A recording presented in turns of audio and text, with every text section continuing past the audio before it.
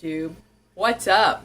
Welcome back to another episode of Jazzy Time with your host, Bailey. Trying a little bit of different scenery. You guys are a little crooked. I'll fix you. I don't think that's gonna fix anything. But anyway, trying a different kind of video. I asked you guys in a vlog if you thought this would be a hit or a miss. So I thought I'd just give it a shot and see how the views go. We are going to do some baking together because I'm Italian. I love to cook and I love to bake.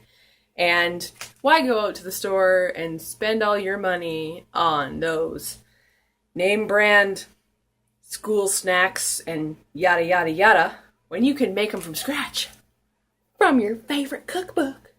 Now this is 10 cookbooks in one, The Pleasures of Cooking. This has everything from dinner to dessert and everything in between. Breakfast, yada yada yada. Yada. This one's going to be an easy one. I've got everything all laid out so that this video doesn't take too long because I know a lot of my tutorials usually exceed about 16 minutes. We're going into the cookies and bars section. Hope you guys can see that. We're going to make 1 bowl Baker's chocolate chip cookies. Milkless, so if you don't have milk, rock on. And yes, so I'm going to set this down and I'm going to adjust the camera a little bit and show you guys the ingredients that you need for these yummy and delicious cookies. Alright. Hey, bunny hands. Okay, so I have all my ingredients laid out here for you guys. So what you're going to need for these cookies is you're going to need 1 cup of soft, either margarine or butter. That also equals 2 sticks or 8 ounces. We have 3/4 cup of firmly packed brown or golden yellow sugar. We have 3/4 cup of regular granulated sugar. I have my vanilla. You're just going to need 1 capful of that. You're going to need 2 large eggs. You're going to need 2 1/4 cup of all-purpose flour or baking flour if you don't have that, or whole wheat flour depending on what you got. Any kind of flour will really work with these. I've got 1 teaspoon of baking soda, not baking powder. Don't worry guys, I'll put annotations in so you know exactly what it is, and I'll also put the recipe down below. I've got 1/4, I hope you guys can see this on the little paper. I've got 1/4 teaspoon of salt, and you need chocolate chips. You can put as many or as little as you want. I've got about a 1/4 bag here, and I don't like to mix them in. I like to push them on top, but your preference. And I also have here some almonds in the shell. I like to fresh crack my nuts for cookies. Now you don't have to put these in. This is just optional. You're also going to need 1 bowl. I have my hand mixer. Yes, it's kind of yellow looking because it's extremely old. I've had it as long as I've had that cookbook. And you'll also need a baking sheet and some cooking spray. So, awesome sauce. Let's get mixing, shall we? I hope I'm not too weird for you guys right now. So I have my oven over there. It's going to be preheated at, I'm going to put the annotation right here, 375. Awesome? Awesome. Okay, so what you're going to do is you're going to take your margarine, and I'm actually going to be right back because I forgot a fork. You're going to put your margarine or butter in your bowl with both your sugars. Clunk.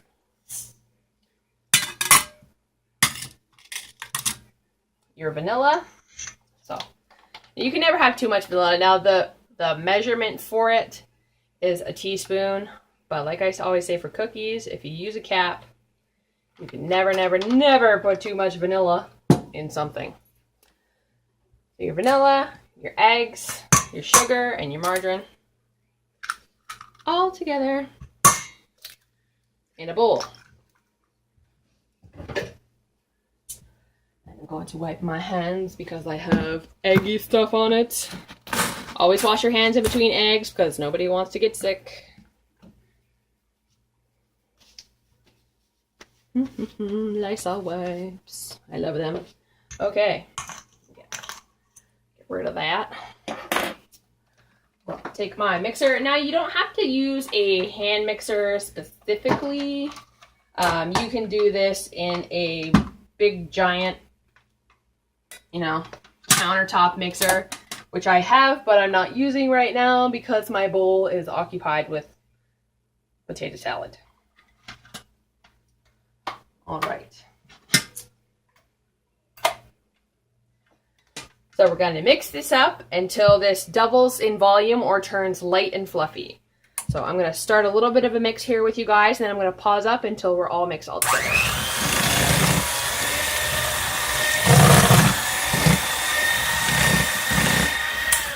And again, I'm on speed 1 with my mixer. So I'm gonna mix. All right, so I've mixed it a bunch, but I grabbed my small rubber spatula, and just because I got big chunks up on the side of my bowl, I'm just gonna scrape it down.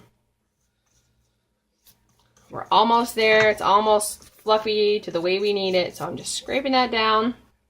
And then I'm going to continue mixing, and I'll be right back, guys. All right. So I'm just going to set that there for now. So now you guys can see that it has kind of doubled in volume, and we're light and fluffy here, so we're ready for the next step. And oh no, I put my mixer down in the wrong spot. Don't put your mixers down in the wrong spot. All right, there we go. Okay, so next step, we're going to add everything else in. So that just means we're going to put in the baking soda. We're going to put in our itty little bit amount of salt. We're going to put in our flour. Set that aside. And no, I have not cracked the nuts yet, but that will be shortly.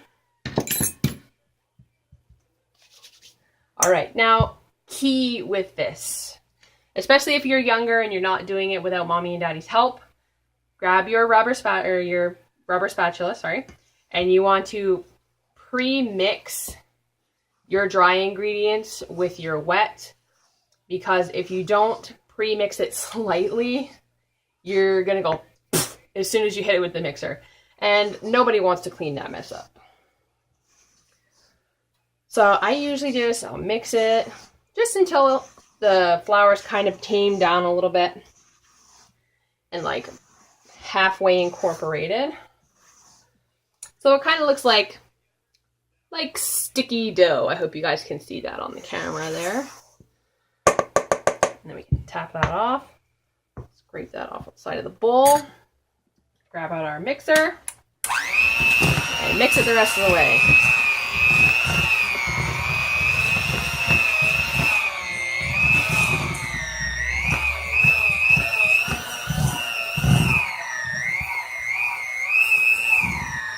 I always turn my bowl when I'm mixing just to make sure that I get everything from the bottom.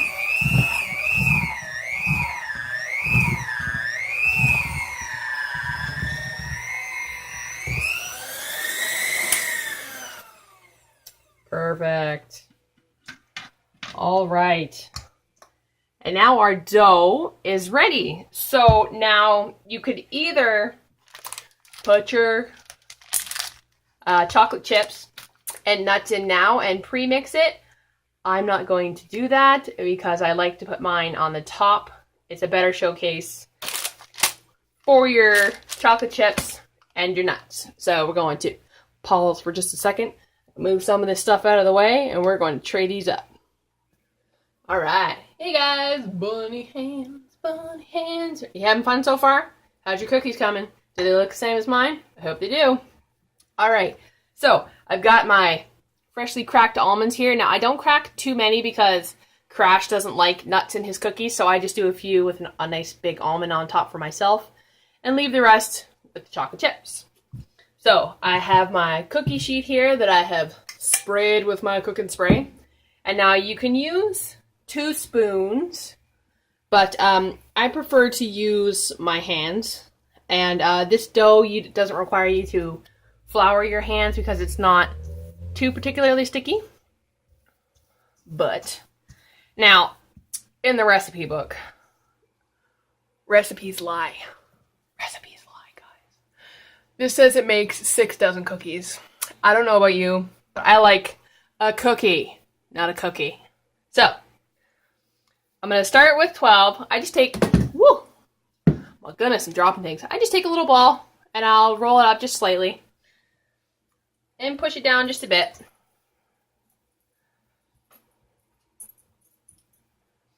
And these long cookie sheets, you can keep about 12 on them.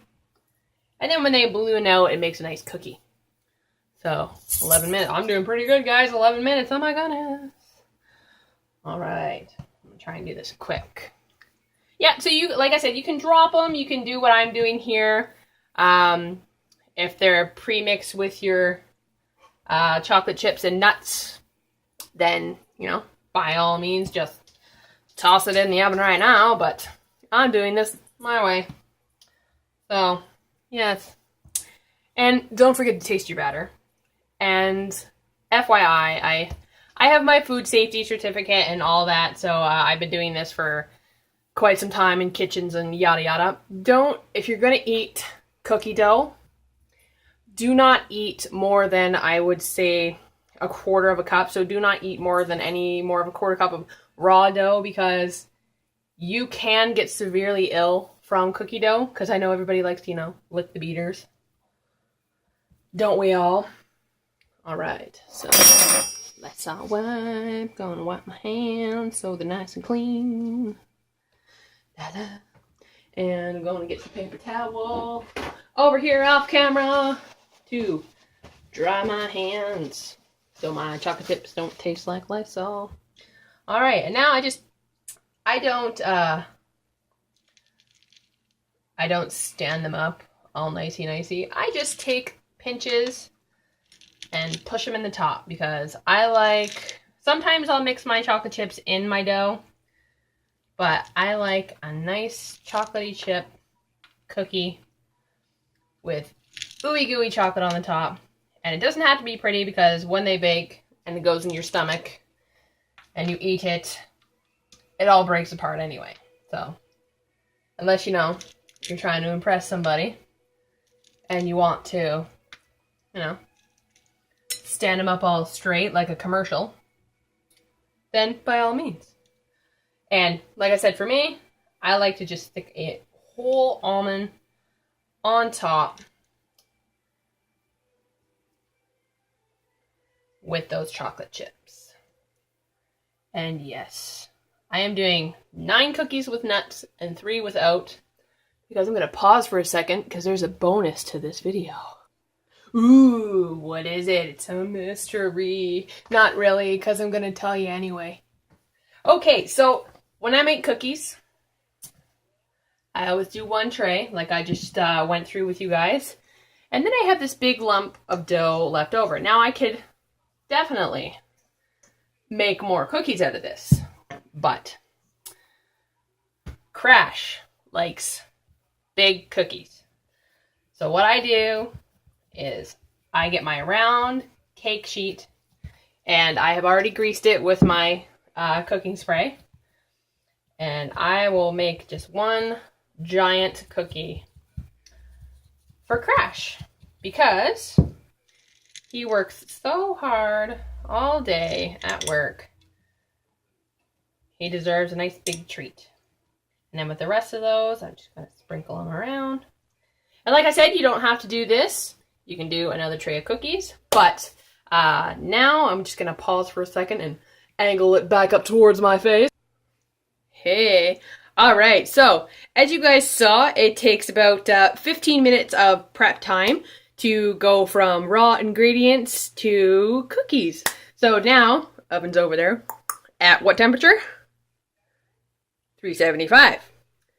already preheated, so now I'm gonna go ahead and we're gonna stick these in the oven for 8 to 10 minutes or until golden brown. And then you're going to remove them and let them cool. There's no way I was gonna get 6 dozen cookies out of that. Alright, so we're gonna pause up, we're gonna put these guys in the oven, and then we're gonna see the results. Be back in a flash.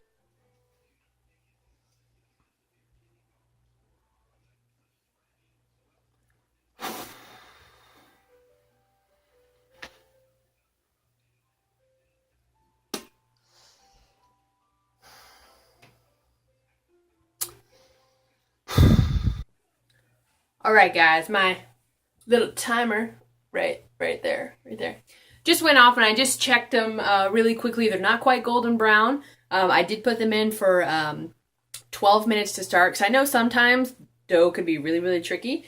So I just added another 4 minutes, so come on, cookies. It's hit or miss with scratch stuff, right?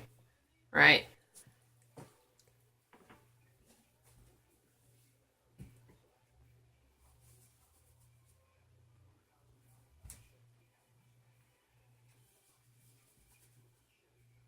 Jazzy hands. Best oven mitts ever.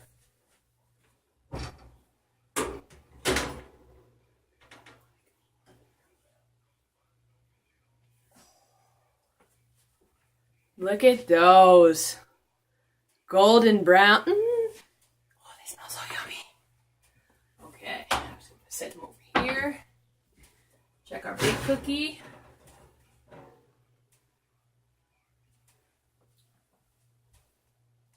Nice big yummy cookie. All right.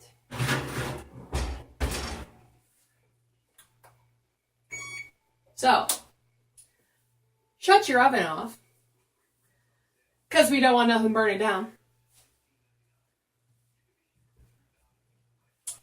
We're going to let these cool, and then we're going to do a taste test, and we're going to be right back. All right. Hey, guys. So I'm just, I've let these cool for about a good 10 minutes now, and I'm just trying them up on one of my Christmas trays, because I'm jazzy like that. And why waste a plate when you can use your fancy trays?